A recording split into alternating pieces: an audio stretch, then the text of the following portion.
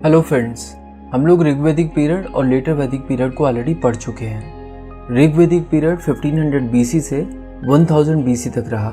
इसके बाद लेटर वैदिक पीरियड 1000 BC से 600 BC तक रहा। ऋग्वेदिक पीरियड के दौरान पॉलिटिकल ऑर्गेनाइजेशन को पढ़ते हुए हमने देखा था कि जो सबसे बड़ी पॉलिटिकल यूनिट थी वो थी जन। जन काफ़ी सारे वीसुओं से मिलकर बनी होती थी और वीसु बने होते थे कई सारे ग्रामों से मिलकर, और हर ग्राम में कई सारे कुल होते थे। और ये पॉलिटिकल ऑर्गेनाइजेशन एग्जिस्ट करती थी 1500 BC से लेकर 1000 BC तक। इसके बाद लेटर वैदिक पीरियड में इस तरह के कई सारे जन एक साथ मिले, जिससे एक लार्जर पॉलिटिकल ऑर्गेनाइजेशन फॉर्म होनी शुरू हुई, जिन्हें जनपद कहा गया। जन का मतलब होता है पीपल और पद का मतलब होता है फुट, तो जनपद का मतलब हुआ फुट होल्ड ऑफ पीपल। इससे हमें ये पता चलता है कि अब ये लोग एक जगह सेटल हो रहे थे और एक जनपद की अपनी एक टेरिटोरियल बाउंड्री होती थी। जनपद को राष्ट्र भी कहा जा सकता है और इन जनपद के किंग के पास इंक्रीज्ड अथॉरिटी हुआ करती थी, जिसके रीजंस को हम लोग पिछली वीडियोस में ऑलरेडी कवर कर चुके हैं। तो हम देख सकते हैं कि लेटर वैदिक पीरियड के दौरान बहुत सारे जनपद क्रिएट हो चुके थे। ऐसे में इन जनपद में आपस में काफ़ी ज़्यादा फाइट्स भी हुआ करती थी, और ऑब्वियस सी बात है कि इन फाइट्स के अंत में किसी की हार होती थी तो किसी की जीत।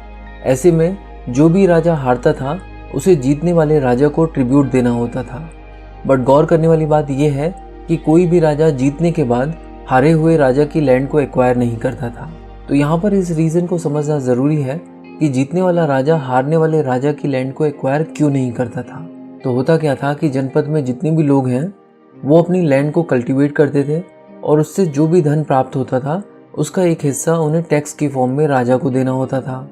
बट ये जो टैक्स है वो ट्रिब्यूट से काफ़ी कम है, तो इसीलिए राजा हमेशा ये प्रेफर करता था कि वो जीतने के बाद हारे हुए राजा से ट्रिब्यूट लेगा। ये सिस्टम 600 BC तक चला। बट 6th सेंचुरी BC की शुरुआत में आयरन टेक्नोलॉजी में टेक्नोलॉजिकल एडवांसमेंट इतनी तेज़ी से हो रहे थे कि अब आयरन टूल्स का इस्तेमाल काफ़ी तेज़ी से बढ़ने लगा।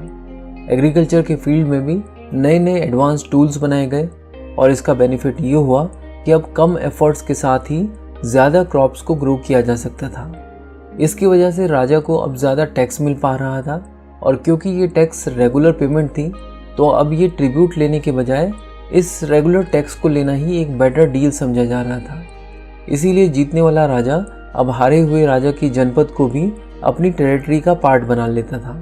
इस तरह देखते ही देखते कई सारे राजाओं ने अपने अंडर में एक से ज़्यादा जनपदों को एक्वायर कर लिया, और इस तरह कई सारे जनपदों को मिलाकर बनी महाजनपद। कहा जाता है कि बुद्ध के समय में ऐसी 16 महाजनपद एग्जिस्ट करती थी, और ये बात लिखी हुई है सुत्त पिटक के अंगुत्तर निकाय में। तो चलिए देखते हैं कि ये 16 महाजनपद कौन कौन सी थी। तो अंगुत्तर निकाय में जिन 16 महाजनपदों का नाम मेंशन्ड है वो हैं काम्बोज, गांधार, कुरु, पांचाल, कौशल, मल्लाज, वृजी, मत्स्य, सुरसेना, अवंती, छेदी, वत्स, काशी, मगध, अंग और अस्मक। शुरुआत में काशी महाजनपद सबसे पावरफुल महाजनपद थी। इसकी कैपिटल वाराणसी में थी, और काशी की अपने आप में काफ़ी इकोनॉमिक इम्पोर्टेंस थी, क्योंकि ये एक टेक्सटाइल मैन्युफैक्चर सेंटर की तरह उभर रहा था। कहा जाता है कि बुद्धा के जो रोब्स थे, वो जो कपड़े पहनते थे ऑरेंज ब्राउन कलर के, जिन्हें काश्य भी कहा जाता है, वो रोब्स काशी में ही मैन्युफैक्चर होते थे। इसके बाद आता है कौशल महाजनपद। कौशल 3 डायरेक्शंस में नदियों से घिरा हुआ था। वेस्ट में गोमती, साउथ में सियांदिका जिसे साई भी कहा जाता है, ईस्ट में गंडक रिवर, और नॉर्थ साइड में नेपाल हिल्स तक ये एक्सटेंडेड था। इसकी राजधानी अयोध्या सरयू नदी के किनारे थी, और ये वही एरिया है जहाँ पर आज उत्तर प्रदेश है। अब बात करते हैं अंग महाजनपद की। अंग और मगध को रिवर चंपा सेपरेट करती है, और इसीलिए इसकी कैपिटल को भी चंपा कहा जाता है, क्योंकि ये चंपा रिवर के बैंक्स पर ही थी। अंग महाजनपद को उसकी वेल्थ और कॉमर्स के लिए जाना जाता था, और ये आज के बिहार के मुंगेर और भागलपुर वाला एरिया है। अब बात करते हैं मगध की, जो कि उस एरिया में है जहाँ पर आज की डेट में बिहार का पटना और गया डिस्ट्रिक्ट है। इसके नॉर्थ में गंगा रिवर थी, वेस्ट में सोन रिवर और ईस्ट में चंपा रिवर, और इसकी कैपिटल राजगिरा थी, जिसे इनप्रेग्नेबल माना जाता था, मतलब जिसको दुश्मन भेद नहीं सकता। ऐसा इसलिए क्योंकि ये 5 हिल्स से घिरी हुई थी और इसीलिए इसे गिरिवराज भी कहा जाता है। नेक्स्ट है वृजी, जो कि गंगा के नॉर्थ में है और उसके ऊपर इसकी टेरिटरी नेपाल हिल्स तक एक्सटेंड करती थी। इसके वेस्ट में रिवर गंडक हुआ करती थी, जो इसे मल्लास जनपद से सेपरेट करती है। वृजी को 8 कुलों की कॉन्फेडरेशन कहा जाता है, जिसमें विधयाज, लिच्छवी, जिनात्रिका और वृजी जैसी क्लैन रहा करती थी। इनिशियली यहाँ पर एक मोनार्की का रूल हुआ करता था, बट मोनार्की का रूल डिक्लाइन हुआ और अल्टीमेटली यहाँ पर एक नॉन मोनार्कियल स्टेट एस्टेब्लिश हुआ था during the time of Mahavir and Gautam Buddha. Next बात करते हैं मल्लास की। कहा जाता है कि मल्लास को 500 चीफ्स द्वारा रूल किया जाता था और ये 2 पार्ट्स में डिवाइडेड थी, जिसकी अपनी अपनी एक कैपिटल थी। ये 2 कैपिटल्स थी, कुशीनगर जो कि गोरखपुर डिस्ट्रिक्ट के आसपास है और दूसरी कैपिटल थी पावा जो कि पटना के आसपास है। मल्लास में भी शुरुआती समय में विधेयंस की तरह ही एक मोनार्कियल कॉन्स्टिट्यूशन था, बट बाद में ये एक रिपब्लिकन पॉलिटी द्वारा रिप्लेस कर दिया गया। तो यहाँ पर देखने वाली बात यह है कि मल्लास और वृजी इन 16 महाजनपदों में से 2 ऐसी महाजनपद थी जहाँ पर मोनार्कियल रूल नहीं था। नेक्स्ट बात करते हैं छेदी की। इसकी कैपिटल थी शुक्तिमती और ये आज के ईस्टर्न बुंदेलखंड वाले पार्ट में हुआ करती थी। नेक्स्ट है सुरसेना, जिसकी कैपिटल थी मथुरा और ये आज के उत्तर प्रदेश वाले एरिया में है। अब हम लोग 3 महाजनपद के बारे में एक साथ बात करेंगे। कुरु, जिसकी कैपिटल इंद्रप्रस्थ और हस्तिनापुर थी। पांचाल, जिसकी कैपिटल अहिछत्र और काम्पिल्य थी।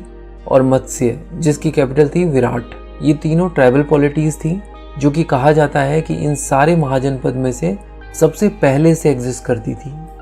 कुरु दिल्ली मेरठ वाले रीजन में रहा करते थे और मत्स्य रहा करते थे राजस्थान के जयपुर, भरतपुर और अलवर वाले रीजन में। अब बात करते हैं काम्बोज की, जिसकी कैपिटल थी राजपुरा और ये महाजनपद अफगानिस्तान वाले रीजन में थी। और अगर बात करें गांधार की, तो इसकी कैपिटल तक्षशिला थी, जो कि अपने आप में एक लीडिंग सिटी थी और ये एक्सटेंड करती थी अफगानिस्तान की काबुल वैली तक। इसके बाद देखते हैं असमक जनपद को, जो कि महाराष्ट्र में गोदावरी रिवर के बैंक्स पर सिचुएटेड थी और इसकी कैपिटल थी पोदाना या फिर पोटली। इसके बाद लास्ट महाजनपद जिसके बारे में हम लोग बात करने वाले हैं वो है अवंती, जो कि सेंट्रल मालवा और मध्य प्रदेश के एडजॉइनिंग एरियाज में हुआ करती थी। ये भी 2 पार्ट्स में डिवाइडेड थी।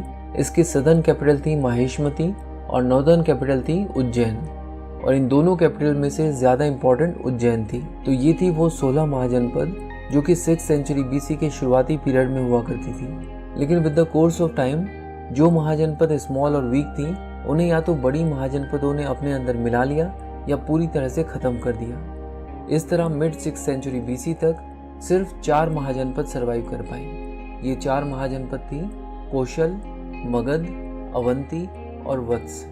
इसके बाद अगले 100 सालों तक इन 4 महाजनपदों में पॉलिटिकल हेजेमनी के लिए युद्ध चलते रहे और इस मार काट के बाद अल्टीमेटली मगध विक्टोरियस इमर्ज हुआ और नॉर्थ इंडिया की पॉलिटिकल एक्टिविटी का सेंटर बना। तो ये थी डिटेल 16 महाजनपदों की। नेक्स्ट वीडियो में हम लोग भारत